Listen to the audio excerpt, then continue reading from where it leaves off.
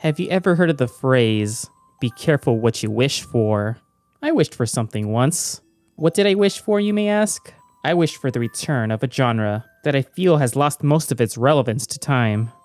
3D platformers. I always felt like something has been missing in the gaming landscape for the past several years. I yearn for the fond memories I experienced playing these games in my childhood. Ever since it became mainstream in the 5th generation, I've been in love with them ever since. The serotonin I receive from playing this genre is something I cannot describe in mere words.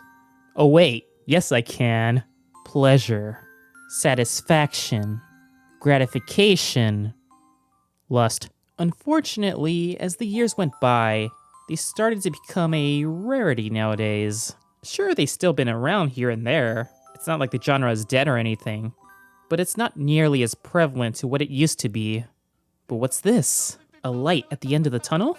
Could we finally see a resurgence of this gameplay style? A rebirth of a new renaissance? Will we finally see the beginning of a new era? It's finally here! Crap! Go back! Oh, Balan Wonderworld. We all know the story and the negative reputation that this game has had, from its troubled development, shoddy gameplay mechanics, identity theft, tax evasion, and I'm fairly sure this game killed something. Oh right, our dreams. You've all heard this shtick time and time again. You don't need me to remind you of any of that. But sometimes I wonder, was this game really that terrible? Well, I think the answer is obvious. Alright, video's over. Play the credits! Jokes aside, I still feel like this game is worth analyzing regardless. I just have so many questions. Is this game really that bad? Or are people blowing this way out of proportion? Are there any redeeming qualities at all? Or does it deserve to fade into obscurity? And most importantly, why did it all end up this way? My burning curiosity just overwhelmed me. So I decided to play this game and find out if it really deserves the poor reception that it received. Now, I'm not the type of guy who conforms to the opinions of the general public. I prefer to experience something firsthand and make a rational judgment myself, rather than go along and just go with the crowd. So I hope I can provide a different perspective instead of just listening to your favorite YouTuber telling you that this ain't good. I'm putting all these complaints aside to start fresh and figure out once and for all what this game is really like through my personal experience. I know it's so easy to make fun of this game, and believe me, I will, but I feel like most people dismiss this game immediately without giving it a fair chance. So if I'm gonna review this game, I'll have to see everything that this game has to offer. And when I say everything, I mean everything. Even if it means losing my sanity in the process. God help me. So, that begs the question, was Balan Wonderworld really that bad?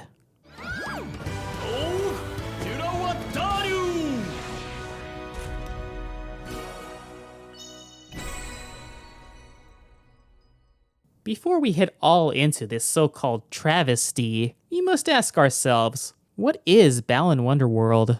The devil! This game is a 3D platformer developed by Arzest. You know, the same people who helped make such megaton hits, such as Hey Pikmin, Yoshi's New Island, or Mario and Sonic at the 2016 Rio Olympic Games. Oh, and Street Pass. Yeah, they may not have the best track record, but hey, gotta give them some credit. They also made We Play. This game was originally codenamed Project Happiness. How ironic. And what do you know? This game was also directed by one of Sonic's creators, Yuji Naka. And character designs by Naoto Oshima? The same people responsible for making some of our most memorable Sonic games from our childhood? We should be in good hands. Right? True happiness is an adventure. You're right. Too bad we're not playing that today. Okay. Here goes nothing. Well, this bodes well. Looks like we're cordially invited to a once-in-a-lifetime gameplay experience. That's one way of looking at it. Signed by Balan himself, huh. And we have front row seats too. Oh boy, I can't wait.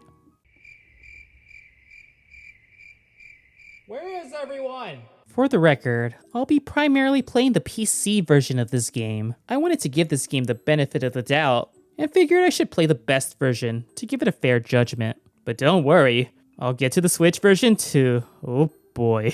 Let's try a fun little game. Every time I praise something in this game, I'll forcibly buy another copy as punishment.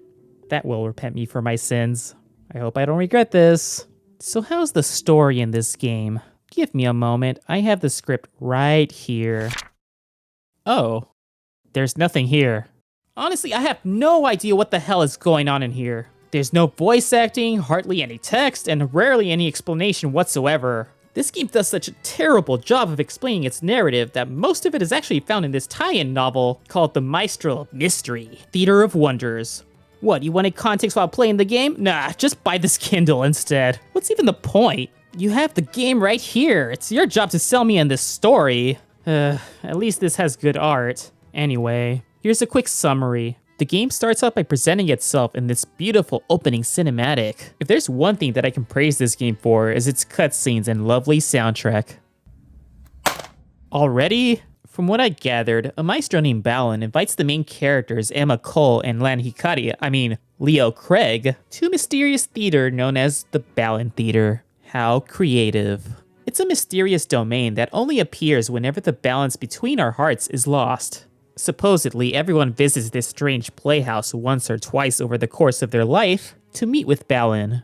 You are tasked to restore the balance of your hearts and the hearts of many people you'll encounter throughout your adventure, venturing towards different zones of the Wonderworld and confronting Lance, the game's antagonist, and preventing him from corrupting people's hearts during their time of distress. Why is he doing this? I have no frickin' idea. He probably just woke up and chose violence today.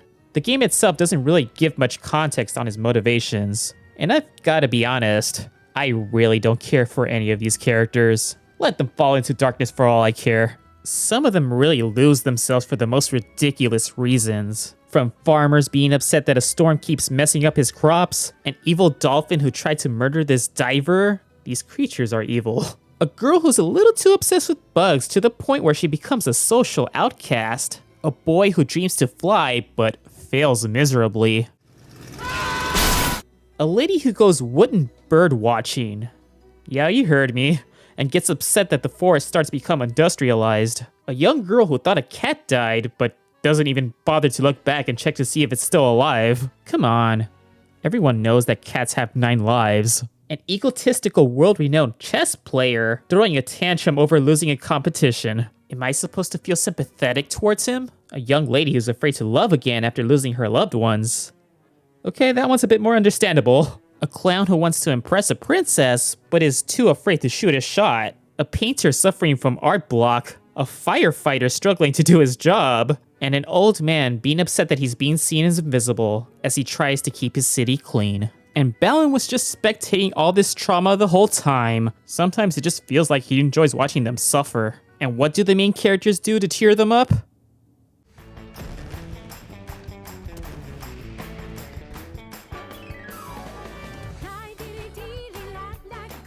Am I high right now? Yeah, who needs therapy? Just do some crazy dance routine. My goodness, is this plot all over the place. But I'll give them some credit. These different scenarios did keep me captivated, wondering what crazy event will happen next. Damn it, walked right into that one. I could get deeper into this game's story from the novel, but considering the game doesn't bother to put much effort in explaining everything, then I won't either. I'm judging the game based on what's presented to me. The gist is, go help and restore the hearts of these people and defeat Lance to restore balance to the Wonderworld. Story has never really been a 3D platformer's strong suit, so I'll cut them some slack. What matters most is the gameplay. I love collectathons, they're my bread and butter. Oh boy, can't wait to collect some things. Oh no, what have I done? I guess now I can see where they spend most of their budget on earlier. Okay, everything may be flat and all over the place, but I'm sure the gameplay mechanics are solid. Let's see what I can do. Okay, I run so slow and sluggish. Sonic baby, I miss you. I can jump with the A button, jump with the X button, jump with the B button, and the Y.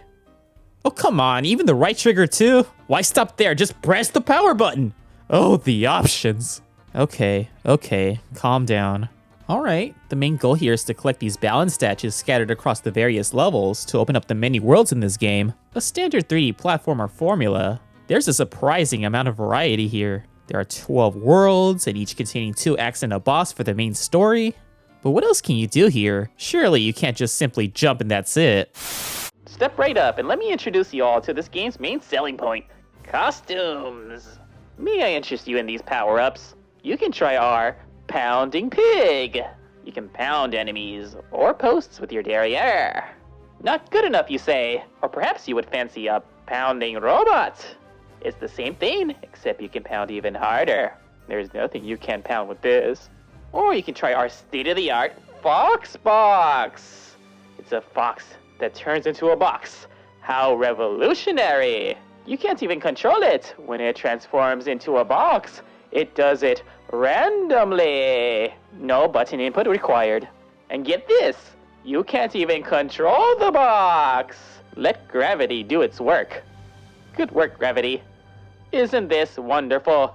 Now sign up today and you'll get a complimentary Frost Fairy. The furries will love ya. Act now, as this is only available for a limited time. All it would cost you is your Mortal soul. Balan Wonderworld is not responsible for any potential damages, harassment, or death that may occur when wearing these costumes. We do, however, find it hilarious. You look like a dork, and no, you can't return them. Joke's on you, suck it, loser.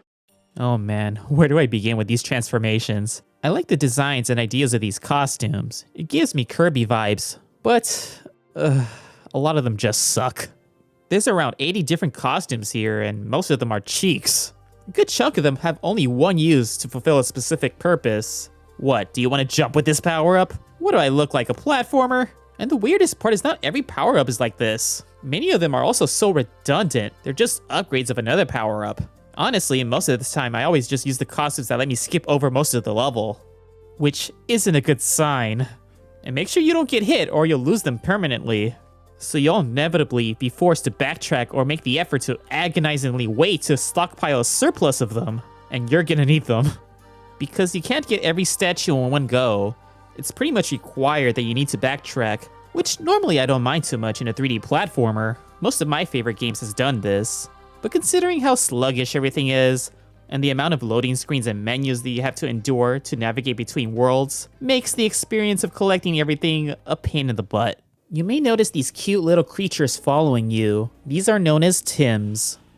They're kind of like Chao. You can feed them using these different colored drops you find scattered across the levels. You can breed them to make new eggs and create new and unique Tims, or you can enslave them to do your every bidding. Yes, go my slaves, protect me, destroy my enemies, build my tower, give me your spawn. Your existence means nothing to me. Well actually, that's a lie, because they're actually vital towards your progression. You can't complete a level without having a Tim accompany you. You'll need them to defeat these heart trees at the end of each level. That may sound like a pain, but honestly, I never really noticed. The game gives you plenty of Tims, so they're easily expendable. You'll never really notice a difference or get locked out of completing a level. If you feed them enough, they'll go larger and can be used to breed to make new ones. You can also find their eggs randomly in levels, or through these pink Tims to help build up your army. Yes, there are several different colors of Tims, each having a special ability. Red ones can attack enemies really well. Pink ones can find items such as keys or eggs. The blue ones can destroy these spike spears. Yellow ones can do your taxes. And the white ones are licensed assassins. I crave death. But the one that you may want the most is the King Tim. In order to get one, you're gonna have to breed 2 Tims that carry 3 drop medals, which you can get from feeding tons of drops of its respective color. The King Tim has all the abilities of all the colored Tims, so yes, that means he too craves murder. They're also necessary to get a rare costume. You must offer enough rainbow drops and show your king to this statue. If you do so, then you can unlock the Balan costume. This outfit is broken. You can pretty much fly over everything, and it makes this game easy as heck. It takes the challenge away from getting all the statues. You can pretty much sequence break every level. It's definitely the best outfit in the game, I just wished I knew about it sooner. It was so convoluted figuring out how to unlock this. Would have made my experience less tedious. You may notice this structure in the middle of the hub world. This is the Tower of Tim. Your little Tims are forced into slave labor to help build this thing. The more Tims you obtain, the faster it will take to build this damn thing. Reach certain milestones, then the tower will slowly become more complete. But what happens when you fully complete it? Nothing! Hooray! There's no reward for doing this. I've wasted several hours of my life waiting for this stupid thing to be fully completed. And for what? Nothing but an achievement? Oh goody. I guess some people may feel some sort of satisfaction for fully constructing this monument, but ultimately, it doesn't amount to much, besides making the central hub look better. It just isn't worth the stress of waiting endlessly for my mindless slaves, Tims, to finish building this damn thing. It's tedious as hell and a waste of my time. And there's nothing I dislike more than a waste of my time. Except the Balan Bouts.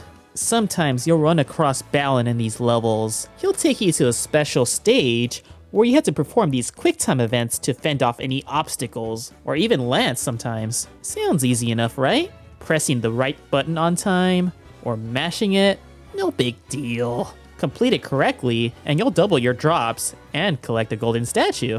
That's great, right? Oh, but of course it's not that simple. There's always a catch.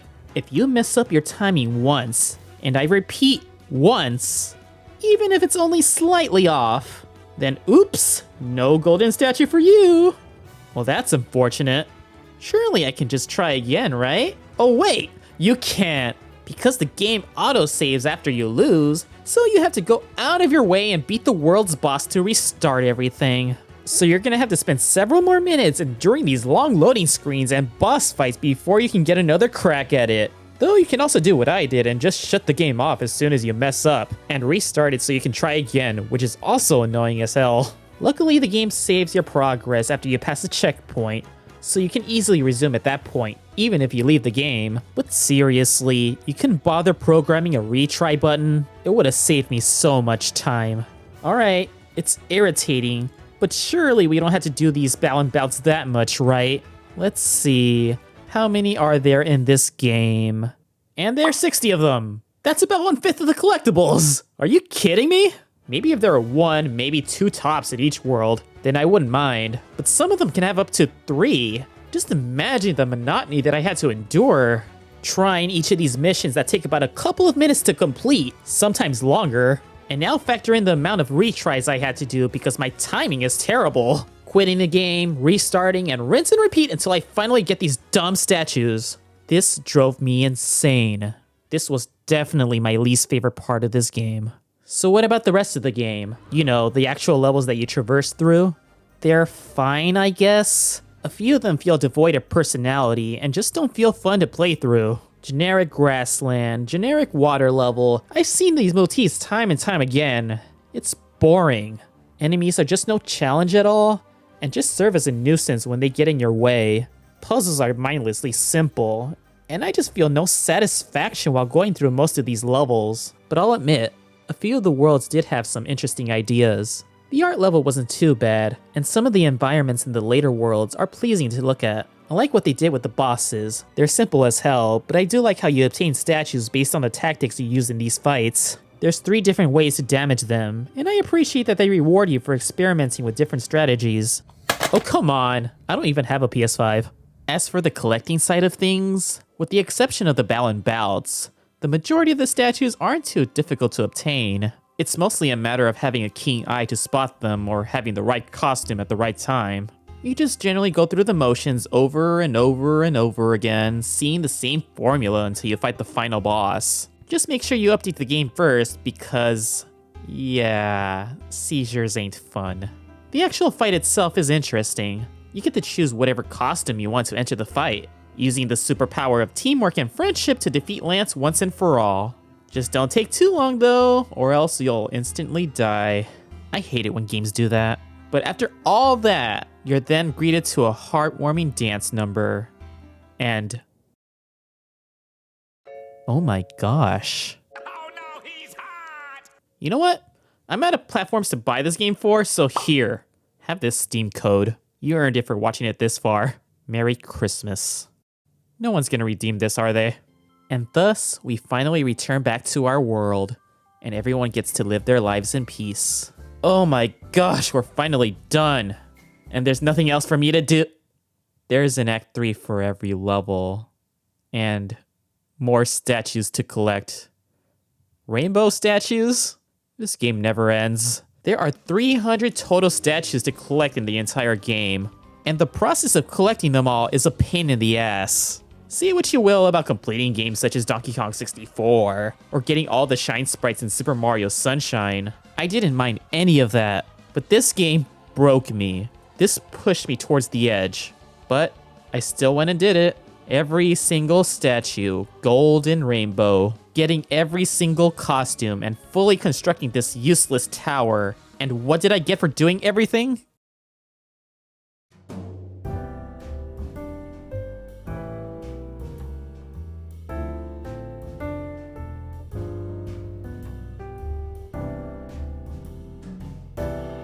You're joking, right? You're joking.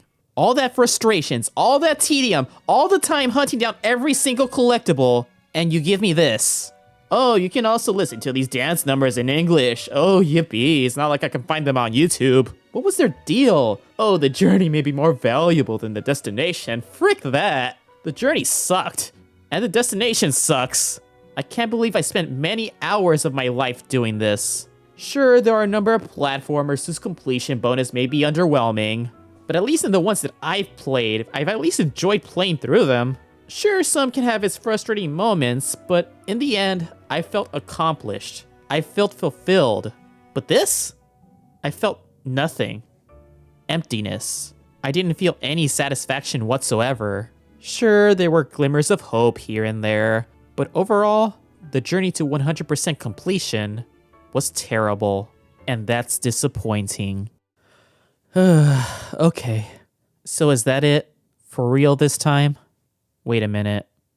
There's a multiplayer mode. Okay, might as well try it. Time to phone a friend. Hey, I'm just wondering if you'd like to play some Balan Wonderworld with me. Hello? Well, looks like I'll have to resort to playing with myself. And the multiplayer is, oh, what did you expect? It's basically the same thing, except there's 2 people now. You can tag a friend along and...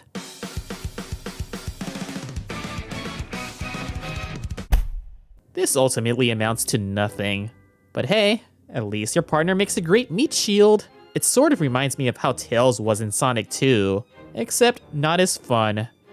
I shouldn't be surprised at this point. So is this game as bad as everyone makes it out to be? Contrary to what you may have heard throughout this video, I'm not generally the type of person who hates anything. And yes, that includes this game. I don't hate it. Surprising, I know. My tolerance level when it comes to games is pretty high. What most people may find inexcusable or atrocious, I may find middling or mediocre at best. To me, hate is a strong word. It holds a lot of weight, and I usually never use the term unless I really loathe something. And don't get me wrong, I'm not dismissing anyone's views on this game.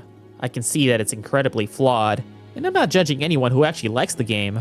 I can see how some may find some enjoyment out of this. But in my eyes, all it is just a bland video game. Nothing more. It's just not worth the energy of getting upset over. I have many other things to worry about in life. It's just not worth the effort. If I dislike something, I'll just avoid it and move on. And I advise you to do the same, unless your curiosity gets to the better of you, just like it did with me. It has some redeeming qualities, I'll admit. I appreciate the colorful world, the crazy cast, its aesthetics, and the music. This has most of the ingredients to make a good game, but unfortunately, its execution leaves a lot to be desired. I just really dislike the flow of this game. The movement is so sluggish and the controls are too simplistic to its detriment, a recipe for disaster for a 3D platformer. One of the most important aspects of a 3D platformer for me is the feel of the game.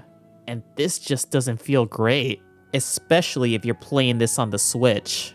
It's a miserable experience. I mean, look at this performance. This is the version that I played first, and I immediately regretted it. I should have started with the PC version at first from the get-go. I'm usually not a stickler when it comes to graphics or frame rate, but my god, This version of the game really pushed my limits. The performance is so embarrassingly bad that it feels almost unplayable, but I still ended up beating it, much to my dismay. Playing on anything besides the Switch version definitely helps, but that doesn't eliminate the numerous other problems the game has. I just kept on wishing I was playing something else instead. I would have taken Mario 64, Sunshine, any 3D Sonic, or heck, any 3D game in general. Maybe not that one. It has the skeleton of a decent 3D platformer, but that's all it is. A skeleton. Bare bones. It needed more substance, more time to cook in the oven. If they took the time to optimize the game and flourish their ideas, they could have had something special. But in the end, it just ended up creating one of the biggest laughingstocks in the past decade. But why did it end up this way? My expectations were pretty high before release. I mean, it was created by one of the founding fathers of my favorite franchise, Yuji Naka. You can't go wrong with that. Sure, he may not have the best track record as of late, but I firmly believed he is capable of creating something special. He's done it plenty of times before. But unfortunately, there were so many complications behind the scenes during the development of this game. 6 months before launch, Naka was removed as director on account of complications for publishing a song for the game, and comments disrupting their business relationship with Arzest. He then proceeded to file a lawsuit against Square. I mean, I get it, game development is tough, but you'd think after all of his years of experience in the industry, you'd think he has the ability to overcome these obstacles. But is it really his fault? Surely we can take his word and trust him, right? Oh, well, whatever the case, what's done is done. The game ultimately shipped unfinished. With its lack of engaging story, poor optimization, and non-intuitive gameplay mechanics, this will forever leave its mark as one of the worst 3D platformers ever made. Whether it's due to time constraints, poor working conditions, management, or planning, it ended up as a failure. It may not be the worst game of all time. However, its biggest crime was that it was a disappointment, and that's much worse. Well, that's it. It's all over. I'm officially done with Balan Wonderworld for good. It's a shame, really. I was really hoping for the revival of 3D platformers. Guess I'll have to wait even longer. I wonder what I should play next. What am I gonna do with all these extra copies? Wait, I know. Oh, copies of Balan Wonderworld that I had to buy. I beg of thee, please heed my cry. Transform yourself, don't leave me perplexed, and bring me a quality 3D Sonic game for me to play next. I beseech thee, do not interfere. Now bring forth Sonic Frontiers! Well, that was a ripoff. Oh, I can't believe that worked.